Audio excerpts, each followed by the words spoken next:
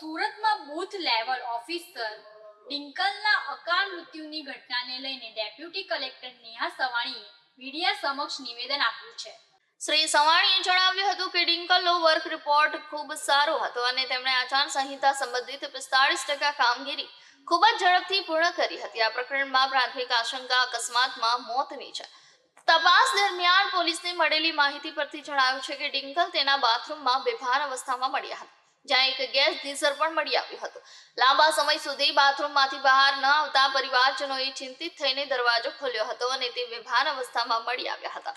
હાલ પોલીસ આ મામલાની વધુ તપાસ કરી રહી છે. હું ઈઆરઓ 159 સુરત ઈસ્ટ અને deputy collector and SDM Surat city north. Madam, એક જે બીએલઓના મોતની ઘટના સામે આવી છે, શું આ ઘટના છે, શું માહિતી? બીએલઓ હતા અમારા ભાગ નંબર 9 શાહપુર 2 અમારું બૂથ છે. દિનકલ મહેશભાઈ સિંગોડાવાલા એ હાલ ટેકનિકલ આસિસ્ટન્ટ તરીકે પૂર્વ ઝોન વરાછામાં ફરજ બજાવે છે અને એમનું સરનામું માછીવાડ શાહપુર હતું, એટલે એમને એ બૂથ બીએલઓ તરીકે ફાળવવામાં આવેલ હતું. ઉંમર એમની આશરે 24 વર્ષ જેટલી છે અને પરફોર્મન્સ ખૂબ જ સારું, લગભગ 45% જેટલું કામ તો એમણે કરી નાખ્યું હતું એમનું.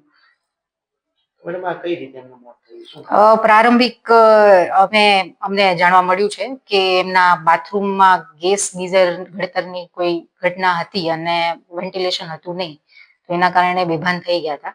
અને પછી થોડો ટાઈમ રહીને બાથરૂમમાંથી નીકાળીને એમને હોસ્પિટલાઇઝ જ્યારે કર્યા ત્યારે ત્યાં મૃત જાહેર કર્યા અને ખૂબ જ દુઃખદ ઘટના છે. સારા પરફોર્મર તરીકે એમણે કામ કર્યું છે અત્યાર સુધી અમારી સાથે. મેડમ, હાલ તંત્ર દ્વારા કઈ રીતે કામગીરી કરી?